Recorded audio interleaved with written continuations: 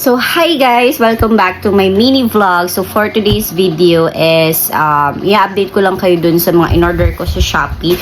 So, ngayon, meron kasi, nung nandun pa ako sa Dubai, so, sa mga hindi pa nakakaalam, nandito ako ngayon sa Philippines for my vacation. And then, nag-order kasi ako dun sa Shopee, dun sa pinaka-trend nila na sunscreen, which is, ano nga ba yung pangalan niya, is yung Kiss Beauty Sunscreen. So, ngayon, kaka-deliver lang siya sa akin today. So, i-try na natin. So, ito siya. Ay, nakalimutan ko yung gunting. Anyway, sirain naman natin siya.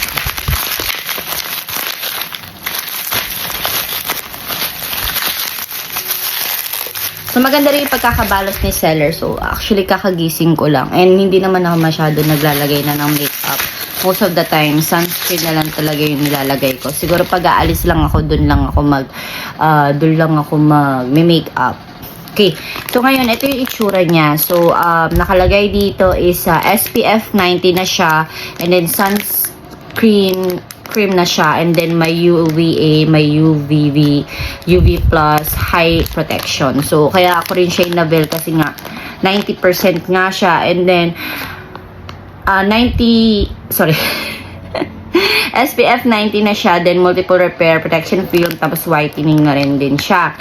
So, ayun. Tapos, ang expiration pa naman nito is 2029. So, yun. So, open na natin. So, kasi marami siyang medyo trend siya. Nung nandun pa ako sa Dubai, nag-check ako ng mga pwede ko may order dito nung pauwi na ako. So, ganito siya kalaki. Yan. Ganito siya kalaki. And then, 60 ml na rin siya. I think it will last like for 1 month or maybe 3 months. Depende sa usage mo kung how frequently ka nag-a-apply ng sunscreen. So, yun. So, ngayon, gusto ko siya malaman kung anong effect niya sa face. So, wala na ako masyadong, hindi ko na to kinakat para at least makita nyo kung ano yung tsura niya. Yan. So, open na natin siya. And then, meron din siyang seal dito. And then, tingnan natin kung, para siyang kulay, yan mo, kulay, if makikita mo yan, para siyang kulay foundation. Para siyang kulay foundation. Tingnan mo yung yung skin ko, tapos yung sa face ko. Yung face ko kasi medyo red. I don't know why. Red talaga siya kasi may mga veins ako dito. So, yun. So, kulay foundation siya. See? Poink. So, try muna natin ng onti kasi baka mamay ma-shock tayo, be. So, ito kasi yung trend nila na hindi na ako naglagay ng moisturizer. Sorry, I forgot.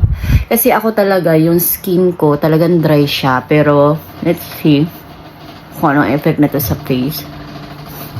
Kasi ngayon ko lang siya itatry. And yung face ko kasi medyo sensitive na when it comes sa mga ibang products. Unlike before. Like,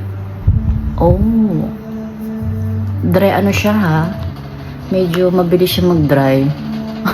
Ayan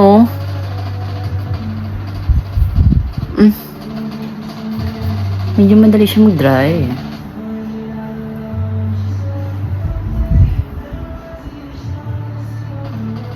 Sana hiyang sa face ko. Natry ko siya for a couple of days. Pero pag hindi siya hiyang ng face ko, stop ko na siya. Pero,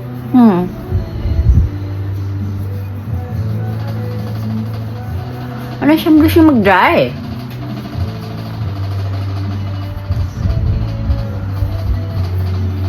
Wala kasi akong salamin. Dito lang ako nagbe-base. Sa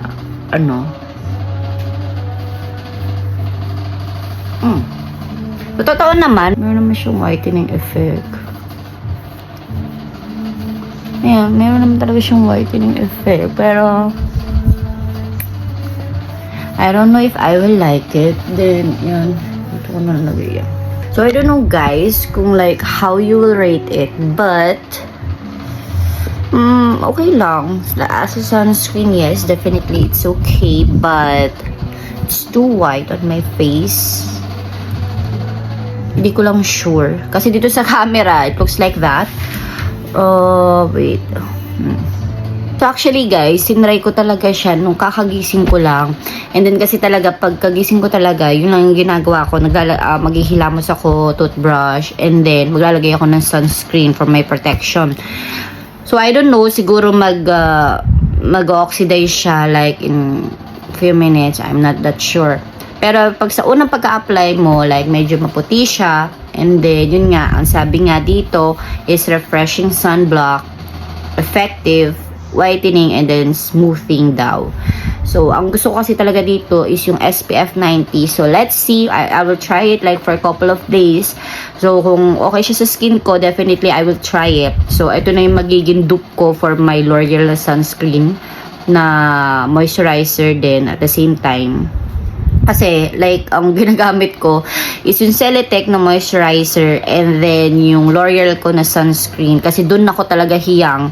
Before, may ginagamit ako na brand na hiyang ako dun before. Then, after, like after 2 years, parang nag-iba na yung maybe hormonal imbalance na. So, nung ginamit ko siya as a continuation, yun nga, nung galing ako sa bakasyon, okay naman siya. I mean, like, nung galing ako sa Dubai, like for at least a year, kasi every year na nga ako umuwi. So, ginamit ko siya for a year. Then, nung umuwi ako nung last year, dito sa Pilipinas, nung tinry ko siya dito, yun, doon ako na parang nagkaka-bumps. So, na ano ko doon, natakot ako doon kasi baka mamaya maging acne prone skin na ako. Pero yun, hindi naman siya natuloy. So, yun. Ayun. So, I think must try sa iba. Like sa mga taong mahilig mag-sunscreen lang and then hindi mahilig masyado mag-makeup. So, ito na yun. Gagamitin ko siya. So ayun na nga guys, ito na nagtatapos ang ating mini vlog. Please don't forget to like, share, and subscribe to these videos. Thank you for watching. Bye!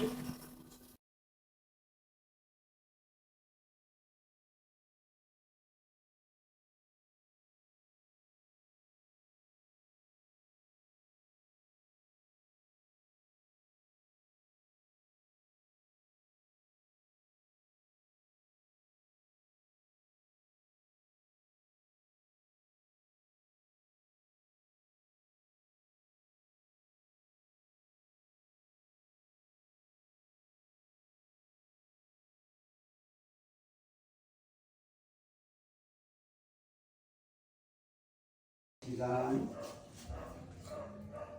Baho din. Mocha. It's okay.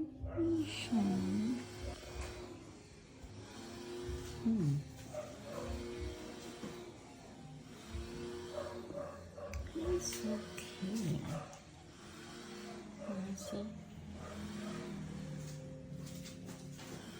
It's okay.